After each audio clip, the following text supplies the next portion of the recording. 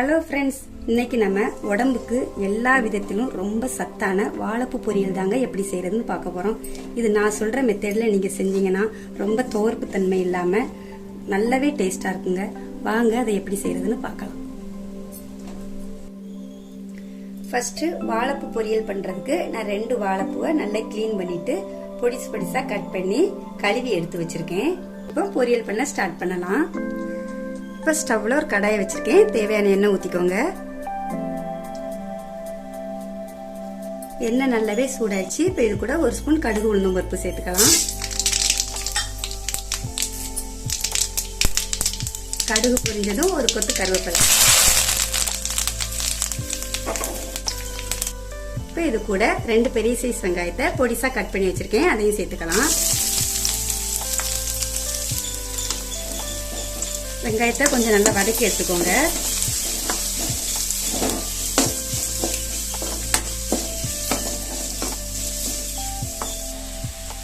இந்த அளவுக்கு லைட்டா கண்ணாடி பதம் வர்ற வரைக்கும் வதக்கிக்கோங்க. இப்போ இது கூட நம்ம கிளீன் பண்ணி வச்ச வாழைப்பூவை சேர்த்துக்கலாம்.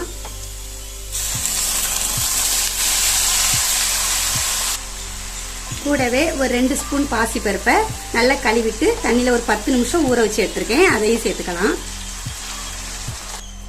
இப்போ இந்த பூவும் பருப்பும் வேகிற அளவுக்கு ஒரு 1/2 டம்ளருக்கும் கொஞ்சம் குறைவா தண்ணி சேர்த்துக்கலாம். இப்போ இது எல்லாத்தையும் நல்லா கலந்து விட்டுக்கலாம்.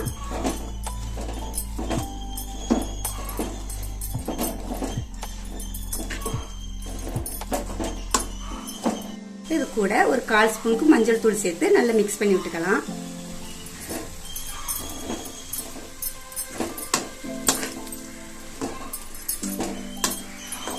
வாழைப்பூவை கிளீன் பண்ணும்போது அந்த பூவில் நடுவில் ஒரு சின்ன பால் ஆட்டம் ஒரு நரம்பு மாதிரி நீளமாக இருக்கும். அதையும் எடுத்துட்டு அடியில் ஒரு குட்டி பூ மாதிரி ஒன்று இருக்கும், பிளாஸ்டிக் மாதிரி. அந்த 2ஐயும் எடுத்துட்டு நீங்கள் கட் பண்ணிக்கோங்க. அப்படின்னா நல்லா வெந்து வரும். அதை சேர்த்து நீங்கள் கட் பண்ணீங்கன்னா பூ நல்லா வேகாது. அதை பார்த்து செஞ்சுக்கோங்க. அப்புறம் வாழைப்பூவை கட் பண்ணிட்டு மோர்ல அல்லது நீஸ் தண்ணியில தான் போட்டு செய்யணுங்கிற அவசியம் இல்லைங்க. நார்மலா தண்ணியிலே போட்டு நீங்க இப்படி செஞ்சாலுமே நல்லாவே டேஸ்டா இருக்கும். எந்த தோர்ப்பு தன்மையும் இருக்காது. வாழைப்பூனாலே கொஞ்சம் தோர்ப்பும் இருக்கணுங்க. நீங்க அப்படி நீங்க செய்யறப்போ எல்லா சத்துமே அதுல போயிடும். அதனால இப்படியே நீங்க செய்யுங்க, நல்லாவே டேஸ்டா இருக்கும். இந்த பூவை அப்படி எடையா கிளறி விட்டு ஒரு 10 நிமிஷத்துக்கு வேக வச்சுக்கோங்க. நல்லா கொஞ்சம் சுருண்டு வரும். அது வரைக்கும் நம்ம எடையா கிளறி விட்டுக்குவோம். இதுக்கு தேவையான கொஞ்சமா உப்பு சேர்த்துக்கலாம். கொஞ்சம் வதங்கின அப்புறம் உப்பு போடுங்க, அப்படின்னா தான் கரெக்டா இருக்கும் அளவு.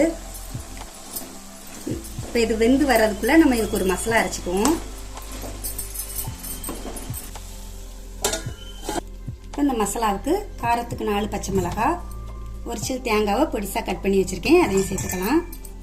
4 பல் பூண்டு, 1 ஸ்பூன் சீரகம். இப்போ இது எல்லாத்தையும் நல்லா குறகுறப்பா அரைச்சி எடுத்துக்குவோம்.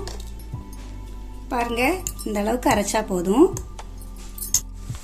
அவ்வளவுதாங்க. 10 நிமிஷம் ஆகுது. ஈரத்தன்மையெல்லாம் போய் நல்லா வதங்கி வந்திருக்குது. இந்த ஸ்டேஜ்ல நம்ம அரைச்சி வச்ச மசாலாவை இது கூட சேர்த்துக்கோங்க. இப்போ இதை ஜஸ்ட் 1 நிமிஷத்துக்கு நல்லா கிளறி விட்டுட்டு ஸ்டவ் ஆஃப் பண்ணிருங்க.